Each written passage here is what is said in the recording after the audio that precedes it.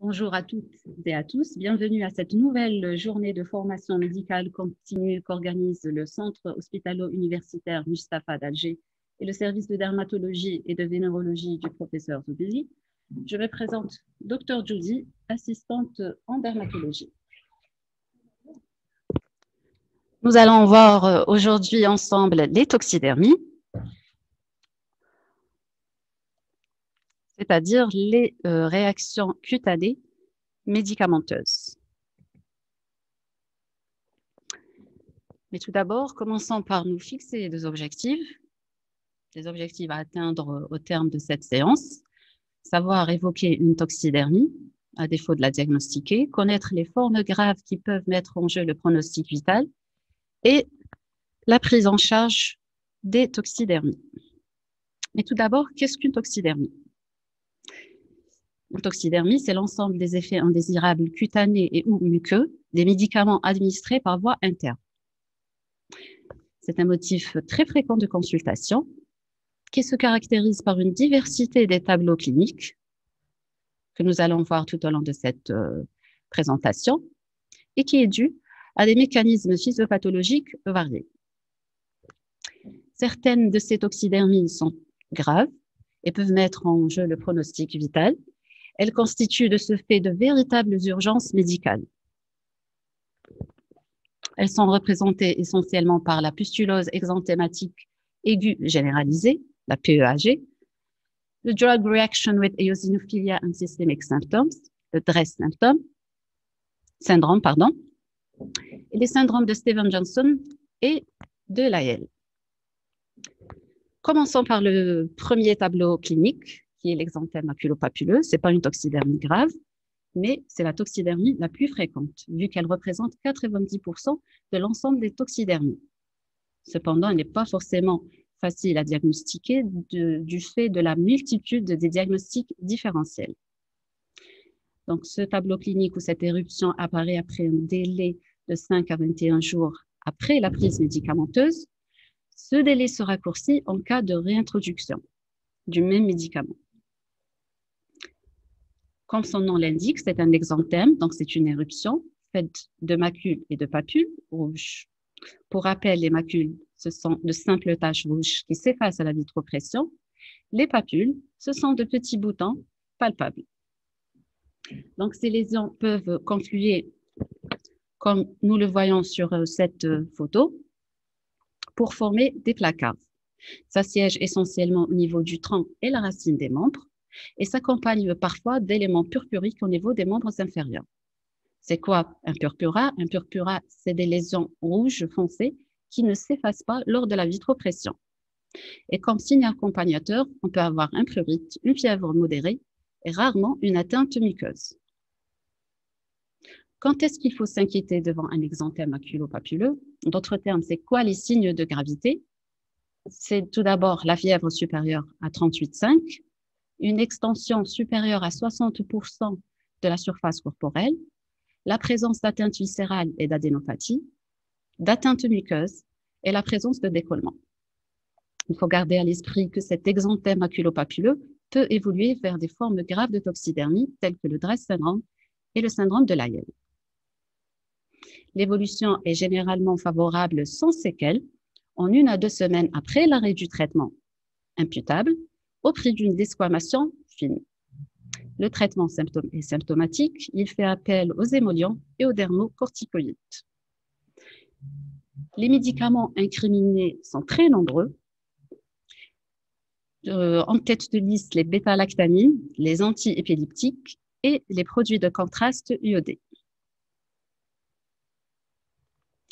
Il ne faut pas confondre, comme remarque, j'attire votre attention qu'il ne faut pas confondre alors l'exanthème maculopapuleux médicamenteux avec des intolérances transitoires lors de la concomitance de la prise, par exemple d'ARNS ou d'antibiotiques avec une virose, surtout chez l'enfant lors d'infections virales de la sphère ORL. L'exemple type est la prise d'ampicilline lors de la mononucléose infectieuse qui peut déclencher justement un exanthème maculopapuleux. Il ne faut pas se précipiter à conclure à une allergie médicamenteuse dans ce cas-là. Donc, cet exanthème maculopapuleux médicamenteux peut prêter à confusion avec d'autres érythèmes maculopapuleux d'origine virale, tels que la rougeole par exemple, ou la rubéole, d'origine bactérienne, parasitaire ou inflammatoire. D'où la difficulté du diagnostic. On passe à un autre tableau clinique qui est représenté par la pustulose exanthématique aiguë généralisée. Rappelez-vous, elle fait partie des toxidermies graves qui peuvent engager le pronostic vital. Elle apparaît quelques heures à une dizaine de jours après l'introduction du médicament. L'éruption est précédée par une fièvre, une altération de l'état général. Il s'agit donc d'une éruption érythémateuse, c'est-à-dire rouge, qui commence au niveau des grands plis avant de s'étendre à tout le corps et qui se parsème par la suite par de petites pustules folliculaires superficielles, non folliculaires stériles. Pustules non folliculaires, c'est-à-dire c'est des pustules non centrées par un poil. Et la confluence de ces pustules peut donner lieu à des décollements superficiels. Sur le plan biologique, on retrouve une hyperleucocytose à prédominance des polynucléaires neutrophiles, parfois une éosinophilie et un syndrome inflammatoire non spécifique. Une atteinte hépatique et ou rénale peuvent également s'associer. La guérison s'obtient au bout d'1 à 2 semaines, aidée parfois d'une corticothérapie locale, voire générale. Le pronostic vital est engagé quand même dans 1% des cas. Les médicaments les plus incriminés sont la prestinamycine, l'amoxicilline, l'équinolone, les sulfamides antibactériens, la terbinafine, l'hydroxychloroquine, éthyldiazème. Cette PEAG alors peut être confondue avec d'autres dermatoses qui se manifestent par des éruptions pustuleuses. Le psoriasis pustuleux généralisé de vents en bouche, c'est pareil, c'est une éruption pustuleuse généralisée qui s'accompagne de fièvre et d'altération de l'état général. La nécrolyse épidermique toxique lors de la confluence de pustules qui réalisent des décollements épidermiques et le DRESS syndrome dans sa forme pustuleuse. Et j'attire votre attention que l'existence de pustules ne signifie pas forcément une infection. Donc, ne pas se précipiter à prescrire des antibiotiques devant toute éruption pustuleuse. Le DRESS syndrome est une autre forme de toxidermie qui présente des caractéristiques très spécifiques. Alors, DRESS, c'est un acronyme qui signifie Drug Reaction with Eosinophilia and Systemic Symptoms. C'est une toxidermie sévère pouvant mettre en jeu le pronostic vital. Sa gravité est liée aux manifestations systémiques qui peuvent aboutir à la défaillance multiviscérale. Sa physiopathologie s'est éclairée ces dernières années par la mise en évidence de réactivation des herpesvirus, essentiellement l'HHV6. C'est une toxidermie, heureusement, qui est rare, mais qui reste grave et nécessite une prise en charge de ce fait spécifique. Le DRESS syndrome est plus qu'une toxidermie. C'est un syndrome systémique dans lequel l'atteinte cutanée passe au second plan derrière les atteintes viscérales. C'est pour cela que le R dans l'acronyme de DRESS, initialement qui représentait RUSH, a été remplacé par REACTION. Donc, comme je l'ai déjà dit, ce syndrome a des caractéristiques très spécifiques, un tableau clinique biologique bien défini, une sévérité liée aux atteintes viscérales, des critères chronologiques très caractéristiques et un nombre limité de médicaments inducteurs. Commençons par la clinique. Ça se présente sous forme d'un exanthème qui peut aller jusqu'à l'érythrodermie. L'érythrodermie étant un érythème qui touche plus de 90% de la surface corporelle. Ça peut se présenter également sous forme d'éruption pustuleuse. L'œdème du visage est très caractéristique avec des polyadénopathies et une fièvre élevée. Généralement, l'éruption est précédée d'odynophagie et de malaise général 2 à 3 jours. Vous le voyez sur cette photo de gauche, l'œdème très marqué du visage, et celle de droite, l'éruption, une érythrodermie faite d'éléments maculeux et papuleux.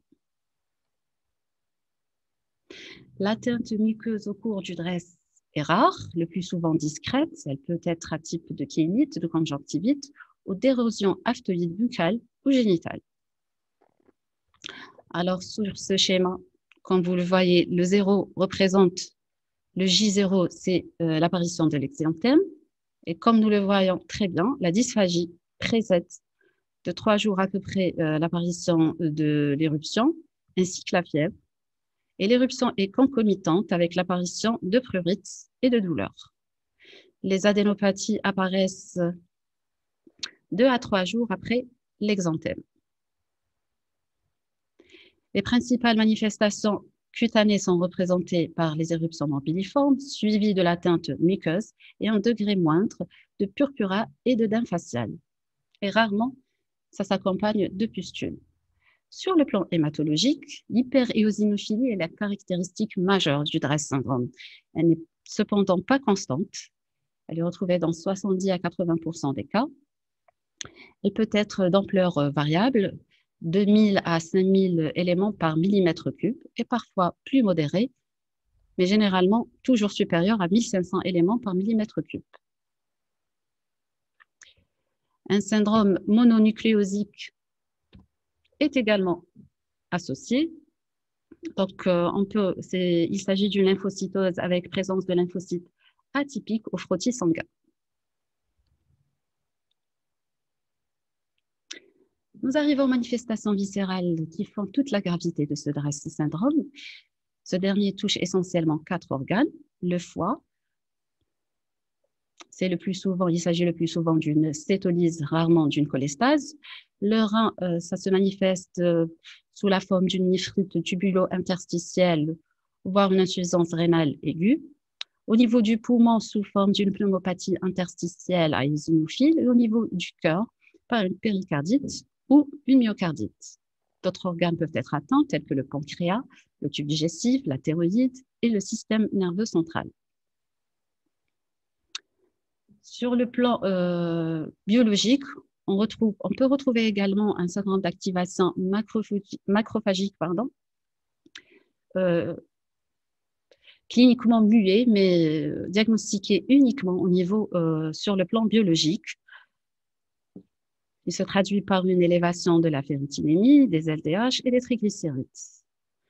Une hypocalcémie peut s'y associer également, ainsi qu'une hypogammaglobulinémie. Donc, comme on vient de le voir, les atteintes viscérales peuvent s'associer et évoluer vers un syndrome de défaillance multisystémique. Une autre caractéristique du DRESS syndrome est les critères chronologiques. Donc, le DRESS syndrome survient après un délai long de la prise médicamenteuse. Ce délai étant de 2 semaines à 2 mois de la prise médicamenteuse initiale. Donc, parfois, il faut savoir évoquer ce syndrome, car le patient lui-même, si on ne l'interroge pas, le patient lui-même aura oublié la prise médicamenteuse qui remonte quand même à 2 mois. Ce délai est raccourci en cas de réintroduction médicamenteuse. Il se caractérise également par la longue durée d'évolution, qui est supérieure à 2 semaines malgré l'arrêt du traitement imputable. Ces médicaments imputables ou responsables sont en nombre limité.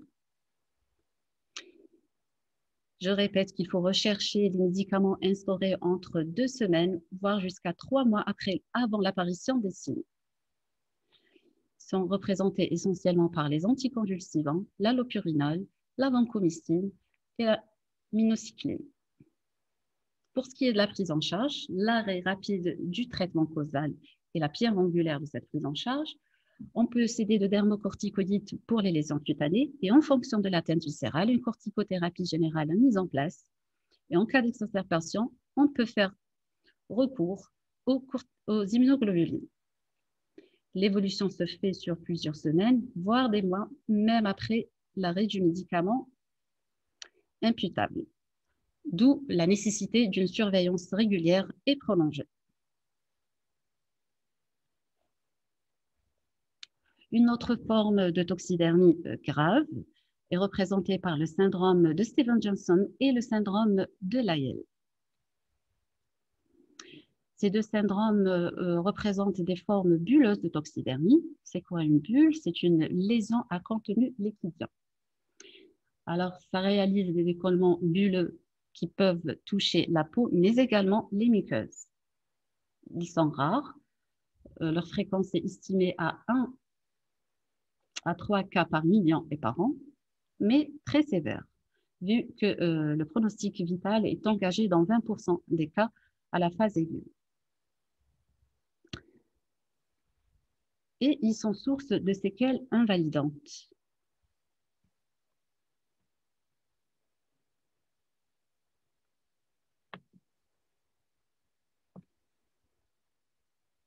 Qui sont quasi constantes.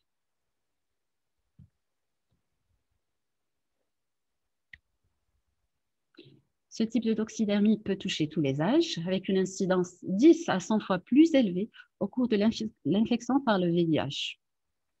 Les autres facteurs de risque, donc les sujets qui sont exposés à une radiothérapie ou ceux qui présentent des néoplasies ou des maladies de système, sont plus susceptibles à faire des nécrolyses épidermiques toxiques par rapport à la population générale. Alors, le délai de survenue étant de 4 à 28 jours après l'instauration du médicament, ça commence de façon très banale et peu inquiétante par un syndrome grippal, une fièvre banale, des brûlures oculaires associées à des douleurs pharyngées. Ensuite, quelques heures ou quelques jours plus tard, s'installent des lésions très superficielles, érythémateuses, à type d'un exanthème, simple exanthème maculopapuleux. Ensuite surviennent des lésions bulleuses qui confluent rapidement pour réaliser de larges décollements cutanés. Le signe de Nikolsky, dans ce cas-là, est positif, le signe de Nikolsky consiste à frotter la peau en zone périlésionnelle, c'est-à-dire autour des bulles. Et ce frottement va engendrer un décollement cutané. Dans presque la totalité des cas, c'est-à-dire dans plus de 90% des cas, le syndrome de Stevens-Johnson et de Lyell s'associe ou associe une atteinte muqueuse. Ça peut toucher la muqueuse conjonctivale, buccale, nasale, génitale, anale et parfois même respiratoire ou digestive. Au niveau de la muqueuse buccale, on peut avoir une atteinte érosive qui aboutit à une anorexie totale. Et la nécrose de l'épithélium trachéobronchique et du tube digestif sont de pronostics très redoutables. En fonction de la surface de décollement, on distingue. Alors, le syndrome de Stevens-Johnson, quand le décollement est moins de 10% de la surface corporelle, est estimé à moins de 10%. Entre 10 et 30%, il s'agit d'une forme de transition entre le syndrome de Stevens-Johnson et la nécrolyse épidermique toxique. Et quand le décollement touche plus de 30% de la surface corporelle, on est devant un syndrome de Lyell. C'est une urgence dermatologique par excellence qui nécessite un diagnostic rapide, une prise en charge dans un centre de référence dès que le décollement dépasse les 10%. C'est-à-dire dès qu'on passe à la forme transitoire, ça relève d'une prise en charge dans un centre de référence, qui n'est autre qu'un service des brûlés ou un service de réanimation. Pourquoi? Parce que ça s'associe à des atteintes viscérales, hépatiques ou rénales, qui font également la gravité de cette forme de toxidermie. Sur le plan biologique, il n'y a aucune spécificité. Donc, vous l'avez compris, le diagnostic est d'avant tout clinique. Les médicaments incriminés sont très divers, moins d'une dizaine seulement sont responsables de la moitié des cas. à savoir la lopurinol, les sulfamides, la carbamazépine, la lamotrigine, le phénobarbital, les phénytoïnes et les ANS. Pour ce qui est de l'évolution, à la phase aiguë, les lésions vont s'étendre progressivement pour réaliser des décollements sur une dizaine de jours. Si le malade ne décède pas, cette phase aiguë sera suivie d'une phase de réépithélialisation sur 2 à 3 semaines en moyenne. Les complications sont multiples. Elles sont d'ordre infectieux. Ça peut aller de la simple surinfection locale cutanée jusqu'à la septicémie et aux pneumopathie. Les troubles hydroélectrolytiques sont fréquents. Ils sont secondaires à l'hyperthermie et à l'effraction de la barrière cutanée. Et comme complication aussi, on peut avoir une détresse respiratoire. Donc, je vous ai repris pour voir plus nettement quelques photos du syndrome de Lyell.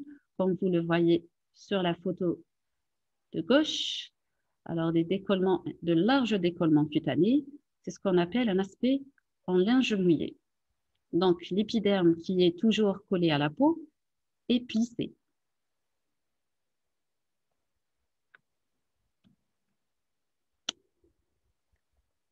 Ces deux iconographies illustrent l'atteinte muqueuse au cours du syndrome de Lyell.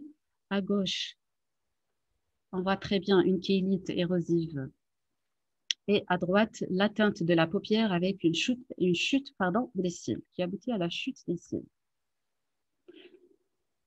Le pronostic vital au cours du syndrome de Lyell est corrélé à un score prédictif validé, qu'on appelle le score TEN. Un score TEN supérieur à 1 doit systématiquement orienter, un patient avec un score TEN supérieur à 1 doit être systématiquement orienté vers une structure spécialisée. Les items pris en compte, c'est l'âge comme limite d'âge 40 ans, l'existence ou non d'une néoplasie, la fréquence cardiaque, l'urée plasmatique, la surface cutanée décollée, le taux de bicarbonate et la glycémie.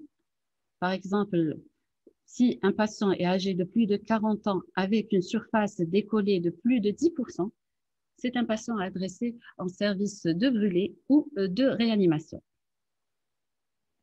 Vous l'avez compris, la prise en charge est multidisciplinaire vu la diversité des atteintes et des complications. Le pronostic vital est engagé à la phase aiguë. Le traitement essentiellement symptomatique, car à part l'arrêt rapide du médicament causal, il n'y a aucun traitement étiologique qui ait fait preuve de son efficacité avec certitude. On peut proposer une corticothérapie générale, mais ça reste controversé vu que ça augmente le risque de sepsis, les immunoglobulines intraveineuses ou encore la cyclosporine et les plasmaphéreses. J'insiste sur l'arrêt précoce, le plus précoce possible du médicament causal.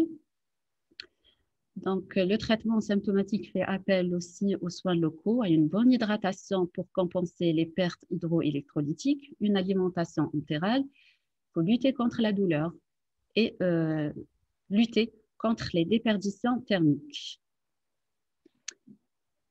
Notons qu'un quart des patients nécessitent une assistance respiratoire. La guérison se fait au prix de séquelles. Alors, cutanée, ça peut aller de la simple xérose, c'est-à-dire de la sécheresse cutanée, des troubles pigmentaires, l'hyperpigmentation, des cicatrices dystrophiques, les dystrophies zinguéales. Au niveau muqueux, également, on peut avoir une simple sécheresse muqueuse, rarement des sénichies oculaires, œsophagiennes, bronchiques, urétrales, anales ou vaginales.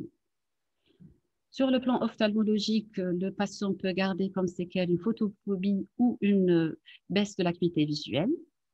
À noter que chez un quart des patients qui avaient un examen ophtalmologique normal au début, des séquelles oculaires peuvent être détectées après une année d'évolution, d'où la nécessité d'un suivi régulier. Et sans oublier bien sûr le retentissement psychologique majeur du fait que c'est des patients qui séjournent en service de réanimation et du fait également des séquelles résiduelles.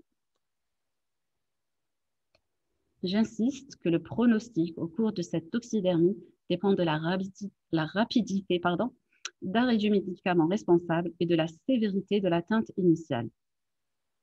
Et on ne peut pas arrêter un médicament précocement si on ne sait pas évoquer ce type de toxidermie.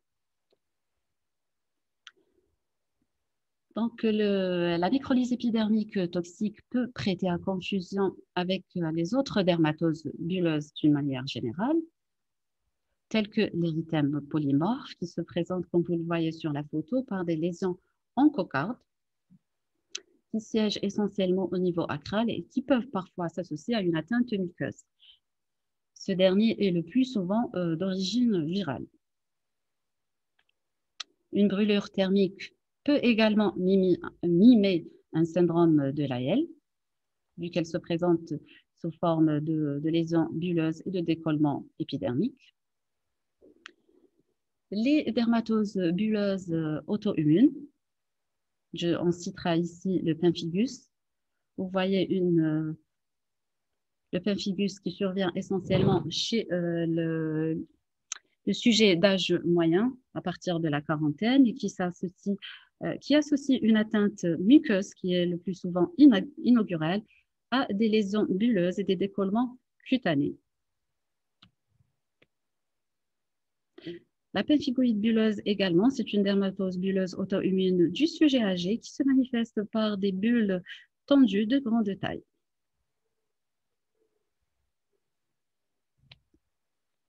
Passons maintenant à une autre forme de toxidermie qui est l'urticaire allergique. Donc, cette urticaire est de survenue rapide, quelques minutes qui suivent la prise médicamenteuse chez des personnes sensibilisées.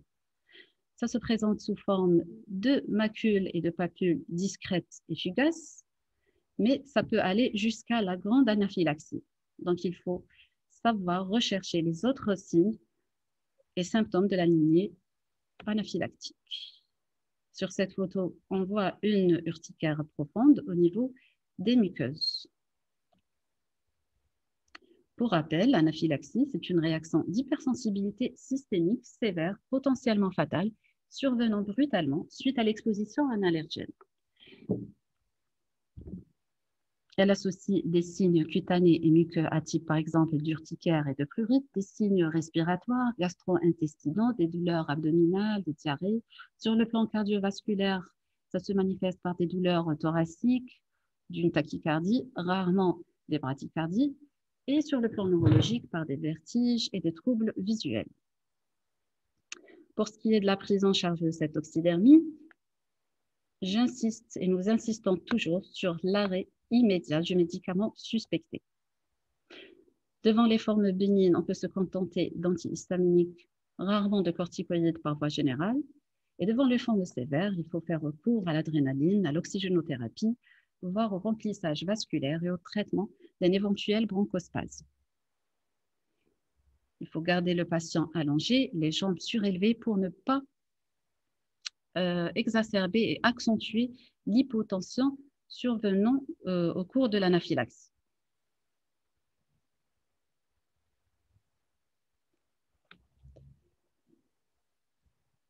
Passons à une autre forme de toxidermie très particulière par sa présentation clinique, qui est l'érythème pigmenté fixe. Ça survient un jour jusqu'à 15 jours après l'administration du traitement. Ce délai, comme dans toutes les toxidermies, donc l'intervalle libre entre la prise et la survenue de l'éruption, se réduit au fur et à mesure des réintroductions médicamenteuses.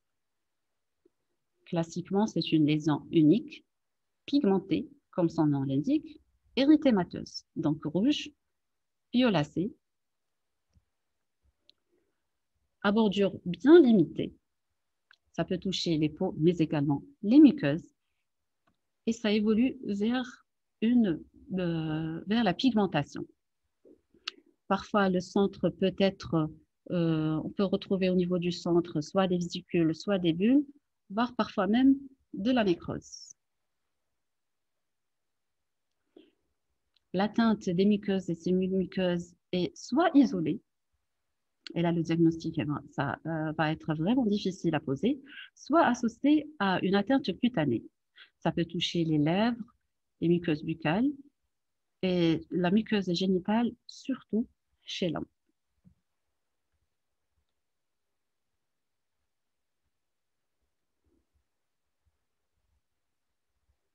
L'érythème pigmenté fixe disparaît sans cicatrice de façon rapide dans les suites de l'arrêt de la molécule, en laissant place à une pigmentation résiduelle qui persiste à long terme.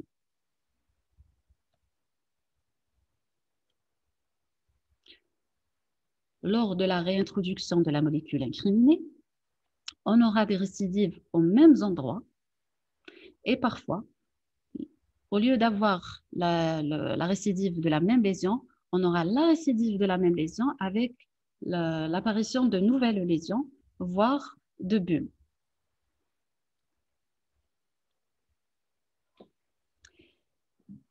Les médicaments incriminés le plus souvent sont le paracétamol, les ANS, les antibiotiques, les antiépileptiques, les inhibiteurs de la pompe à protons, les antihistaminiques, oui, les antihistaminiques peuvent induire une toxidermie, ainsi que les antifongiques. Généralement, cette toxidermie passe souvent inaperçue, surtout si elle siège sur une zone qui n'est pas accessible à la vue. Ce n'est qu'à l'occasion de la multiplicité des lésions que le patient peut consulter. Donc, devant la forme solitaire, ça peut prêter à confusion avec une piqûre d'insecte ou d'araignée. Devant la forme génitale, le diagnostic peut se poser avec les récurrences, poser problème avec les récurrences herpétiques. Et devant les formes bulleuses multiples et tendues, avec les nécrolyses épidermiques toxiques, l'érythème polymorphe et les autres dermatoses bulleuses auto-immunes. Alors, cet érythème pigmenté fixe a été longtemps considéré comme pathognomonique d'une éruption étiologie médicamenteuse, d'où l'appellation en anglais de Fixed Drug Eruption. Mais actuellement, d'autres causes ont été identifiées, en particulier alimentaires, telles que des érythèmes pigmentés fixes survenant après l'ingestion d'asperges, de réglisse, d'où l'appellation de Fixed Food Eruption. Donc, comme vous le voyez ici, c'est un érythème pigmenté fixe multiple au niveau du dos. Ici, on a deux lésions d'érythème pigmenté fixe, la première étant sur la racine de la cuisse et l'autre sur les glandes lèvres. Passons maintenant à la phototoxicité, ou plutôt la photoallergie médicamenteuse. Ça nécessite une prise médicamenteuse couplée à une exposition solaire. On distingue deux mécanismes physiopathologiques, la phototoxicité et la photoallergie. Mais parfois, sur le plan pratique, il est difficile de faire la part des choses entre ces deux mécanismes.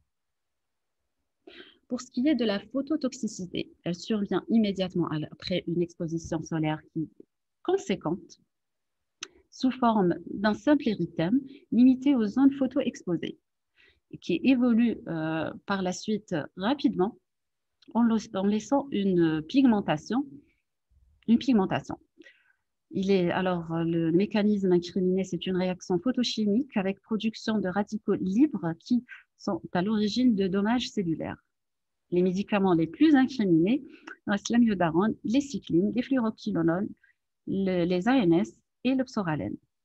Pour ce qui est de la photoallergie, elle survient après un délai plus tardif et une exposition minime est suffisante pour déclencher alors cette photoallergie. L'éruption, elle est polymorphe, elle est prurigineuse, de type eczématiforme, donc ça peut s'accompagner de lésions sointantes et vésiculeuses. Ça siège tout d'abord, ça se limite aux zones photoexposées, ensuite elle déborde sur les zones couvertes, elle régresse lentement avec un risque de photosensibilité rémanente. Comme mécanisme physiopathologique, il s'agit d'une hypersensibilité retardée à médiation cellulaire.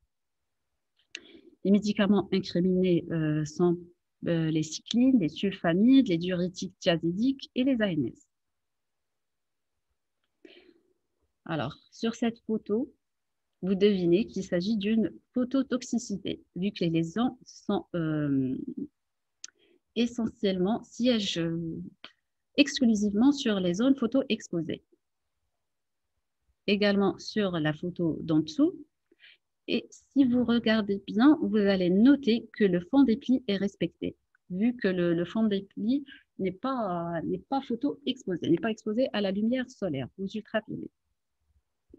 Comme phénomène original, le phénomène de photorécolte, c'est un rash phototoxique déclenché par une prise médicamenteuse sur une zone cutanée préalablement insolée, c'est-à-dire que l'ordre chronologique ici est inversé.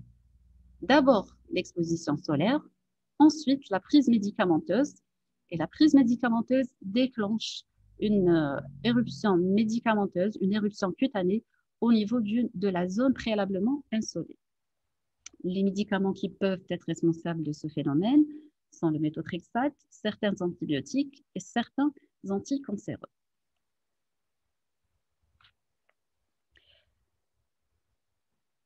Un autre tableau de sémiologique, vous voyez que la toxidermie peut se présenter sous divers tableaux cliniques, c'est le syndrome de Babouin.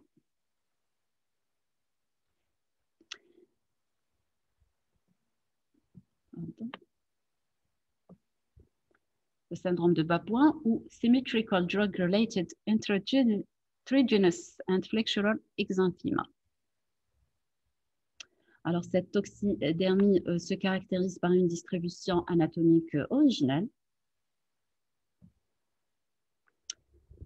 Elle est faite d'érythèmes bien limités à la région périanale et des fesses. Pardon. Sous forme d'un érythème en V des régions donc inguinales ou périgénitales, ainsi qu'au moins au niveau d'un autre grand pli de façon symétrique, comme son nom l'indique. Elle ne s'associe pas à une atteinte systémique, donc le bilan biologique est strictement normal et l'état général est conservé.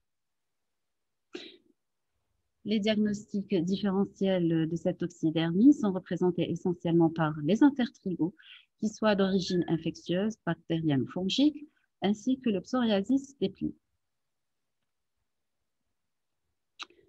Là, je vous ai rapporté une observation d'une éruption syndrome Babouin-like survenant au décours d'une primo-infection par le parvovirus B19.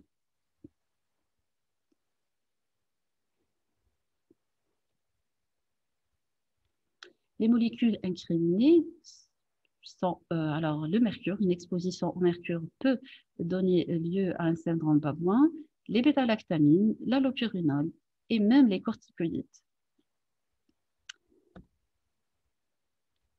On termine par cette toxidermie qui est les vascularites.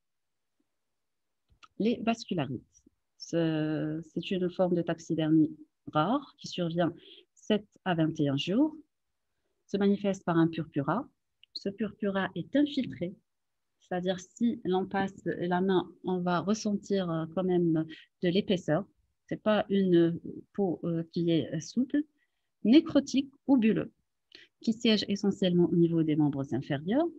L'atteinte viscérale est possible à type d'hyperthermie, d'arthralgie, de myalgie ou d'atteinte rénale. Et l'évolution est généralement favorable à l'arrêt du médicament. Donc, sur cette photo, nous voyons bien que cette vascularite survient déjà sur des membres inférieurs. Là, c'est un purpura, donc c'est une rougeur qui ne s'efface pas à la vitropression. Là, on note des éléments nécrotiques associés à des éléments vésiculeux et bulleux.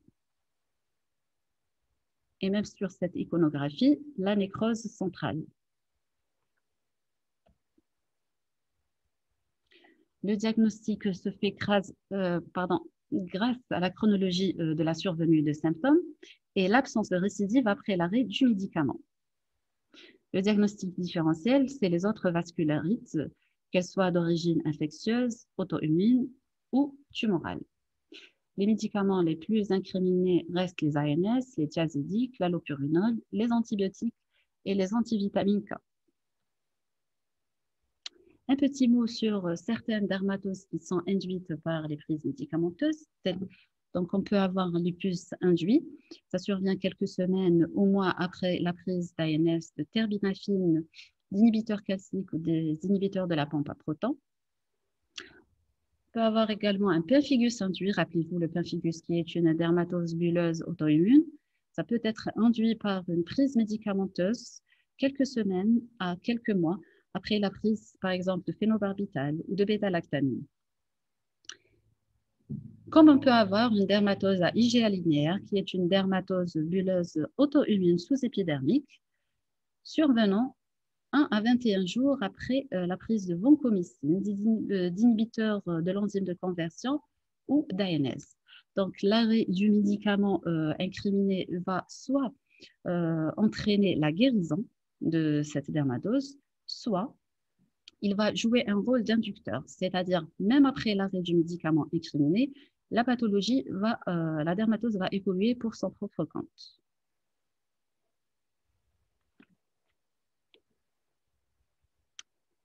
Nous arrivons maintenant à la conduite à tenir. Alors, qu'est-ce qu'il faut faire devant une toxidermie? Donc, la prise en charge de la toxidermie doit être immédiate devant toute toxidermie. Cette prise en charge peut être réalisée par tout médecin. Il ne faut pas hésiter à faire recours à un dermatologue en cas de doute diagnostique. Il faut bien examiner le patient, faire une description sémiologique écrite des symptômes ainsi que de leur chronologie, rechercher les signes de gravité. Je vais vous les rappeler. Alors, c'est une atteinte en cas d'exanthème maculopapuleux, une atteinte de plus de 60% de la surface corporelle. L'existence de fièvre, d'une manière générale, est un signe de gravité d'une toxidermie. La présence d'adénopathie, l'atteinte des autres organes. Sur le plan biologique, c'est les troubles hydroélectrolytiques, l'hyperéosinophilie. Et j'ai oublié comme signe de gravité clinique les œdèmes, surtout les œdèmes très marqués de la face. Donc, il faut préciser tous les médicaments consommés et leur chronologie de prise par rapport à l'apparition des symptômes. Ne pas hésiter à réinterroger le patient, à réinterroger son entourage. Ne pas négliger les prises ponctuelles qui sont souvent oubliées, telles que les antalgiques, les antigrippaux, les produits de contraste et même les collyres. Car des observations ont été rapportées, figurez-vous, des syndromes de Lyell secondaires à l'instillation de collyres ophtalmologiques. Il faut arrêter les médicaments imputables.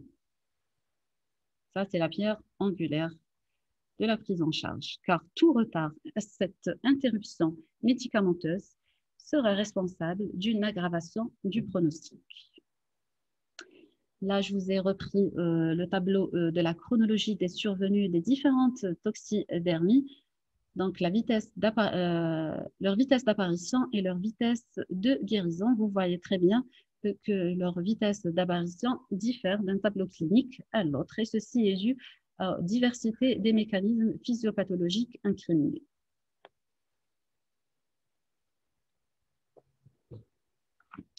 J'imagine que vous vous posez la question, quel bilan initial à faire devant une toxidermie? Il faut savoir tout d'abord que la biologie ne permettra pas de confirmer le diagnostic. Toutefois, il ne faut pas la négliger car elle va permettre d'apporter des éléments diagnostiques, d'éliminer les diagnostics différentiels et de rechercher des signes de gravité ou de complications.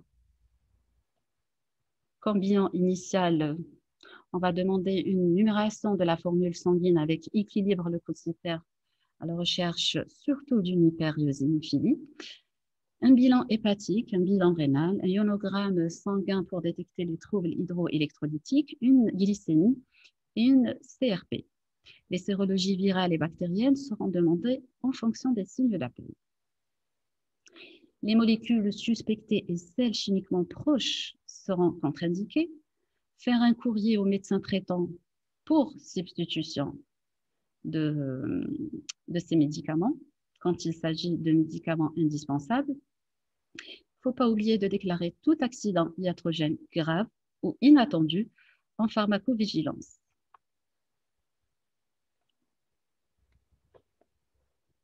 Il y a une planche qui a sauté. Donc, pour la prise en charge, je le répète, la prise en charge est strictement symptomatique.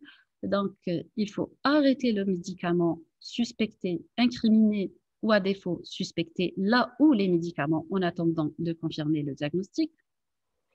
Il faut donc faire un bilan biologique à minima. Il faut instaurer une bonne réhydratation qui facilitera l'élimination rapide du médicament. Au moins 2 litres par jour de liquide. Donc, au terme de cette présentation, je dirais que tous les médicaments peuvent induire une toxidérmie. Tous les médicaments sans exception, qu'ils soient des antibiotiques, même des corticoïdes, comme nous l'avons déjà vu, et même les antihistaminiques. Un même médicament peut être à l'origine de manifestations cliniques diverses. Par exemple, on a vu l'allopurinol qui peut être à l'origine d'un syndrome de Lyell, comme il peut être à l'origine d'un Dress syndrome. Une même éruption peut être causée par divers médicaments. Par exemple, l'exanthème maculopapuleux peut être causé par des antibiotiques, des antiépileptiques. Et comme nous l'avons vu durant toute cette présentation, une toxidermie peut revêtir n'importe quel aspect sémiologique d'éruption cutanée. Donc, il faut toujours l'avoir en tête et savoir l'évoquer devant toute éruption cutanée. Et je termine par dire que l'arrêt précoce du médicament responsable est la pierre angulaire de la prise en charge. Je vous ai mis ici les références sur lesquelles j'ai travaillé et retiré les photos. Alors, la première question, c'est devant une toxidermie bulleuse, est-ce qu'il faut faire une IFD? Alors, si le diagnostic de toxidermie bulleuse est évident, donc si on n'a pas de doute, ce n'est pas nécessaire de faire une biopsie IFD. Toutefois, sur le plan médico-légal, on est obligé de faire une biopsie, vu qu'on va interdire, on sera amené à interdire l'instauration de médicaments qui sont parfois indispensables pour une telle ou telle pathologie. Mais pour le diagnostic, généralement, comme je vous l'ai déjà dit, le diagnostic est clinique et on ne doit pas attendre les résultats de la biopsie IFD pour poser le diagnostic. Il doit être clinique et ne doit pas retarder, la prise en charge ne doit pas être retardée. Si on fait une biopsie au cours d'une dermatose bulleuse, soit on va la faire déjà pour conforter notre diagnostic. En cas de doute diagnostique, alors la biopsie cutanée va retrouver, la simple biopsie à la chloration standard va retrouver un décollement épidermique associé à une nécrose kératinocytaire. Sur le plan IFD, l'immunofluorescence directe, forcément, elle va être négative en cas de toxidermie médicamenteuse. Alors, quelle est la prise en charge devant un exanthème maculopapuleux? Alors, la prise en charge, déjà, poser le diagnostic d'un exanthème maculopapuleux d'origine médicamenteuse et éliminer les autres diagnostics différentiels. Ensuite, la première étape, c'est arrêter le traitement incriminé. Deuxième étape, rechercher les signes de gravité, à savoir des lésions, un exanthème qui touche plus de 60% de la surface corporelle, la présence de fièvre, la présence d'adénopathie, la présence d'atteinte viscérale sur le plan qu'on peut détecter sur le plan biologique et la présence de décollement. Si on est devant un exanthème maculopapuleux simple, donc l'arrêt du médicament, le traitement symptomatique qui consiste en une bonne réhydratation par voie orale, je vous ai dit au moins 2 litres par jour pour faciliter l'élimination du médicament, des émollients et parfois on fait recours à des dermocorticoïdes. Les dermatoses induites, peut-on les considérer comme diagnostic différentiel avec la dermatose ou bien une forme clinique? Donc, diagnostic différentiel, vous voulez dire avec la dermatose en cause? Non, on les considère d'une part comme forme de toxidermie, quand la dermatose induite rentre dans l'ordre après l'arrêt du traitement, et on les considère en même temps comme étant des formes cliniques de la dermatose en cause. Par exemple, quand vous faites, ou si vous jetez un coup d'œil sur la question des pemphigus, parmi les formes cliniques, vous allez trouver Le pemphigus induit. Valable également pour la dermatose à IgA linéaire et pour le pemphigus induit, le lupus induit, pardon. Je vous rappelle que pour les dermatoses induites, il y a deux cas de figure. Soit l'arrêt du médicament va conduire à la résolution de la dermatose, soit malgré l'arrêt du traitement, la dermatose va évoluer pour son propre compte. Et dans ce cas-là, le traitement n'a joué qu'un rôle d'induction de cette dermatose. Le but et je pense le point le plus essentiel de cette présentation, c'est de savoir évoquer une toxidermie devant n'importe quelle lésion cutanée, qu'elle soit une urticaire, un rash maculo-papuleux, des lésions bulleuses, des lésions de purpura des membres inférieurs, de simples lésions pigmentées limitées, je parle là de, vous l'avez compris, de l'érythème pigmenté fixe, de lésions pustuleuses également. C'est ce qui est primordial. Ensuite, d'arrêter les médicaments suspectés. Et en cas de doute, vous demandez soit, si vous êtes devant une forme qui vous paraît relativement bénigne, demandez un bilan biologique à minimum et revoir le malade régulièrement, peut-être 48 heures après. Sinon, en cas de doute diagnostique ou en cas de forme grave, l'adresser dans un centre spécialisé, que ce soit chez les dermatologues ou chez nos confrères réanimateurs. Autre question, en cas de toxidermie grave au paracétamol, le patient présente une fièvre, comment faire pour baisser la température? Alors, déjà, la fièvre, c'est un élément un signe de gravité devant une toxidermie. On doit faire, bien sûr, on ne pourra pas instaurer le paracétamol. Dans ce cas-là, on hospitalise le patient si c'est une fièvre très élevée. Si c'est une fièvre, un fébricule, on va céder des moyens physiques et on va surveiller le patient. Si il s'agit d'une fièvre très élevée, il faut hospitaliser le patient pour éliminer les autres causes de fièvre déjà et instaurer une réhydratation parentérale. Donc, je vous remercie pour votre participation. Rendez-vous. Merci de votre attention. Et l'adresse mail de notre service, le service de dermatologie et vénérologie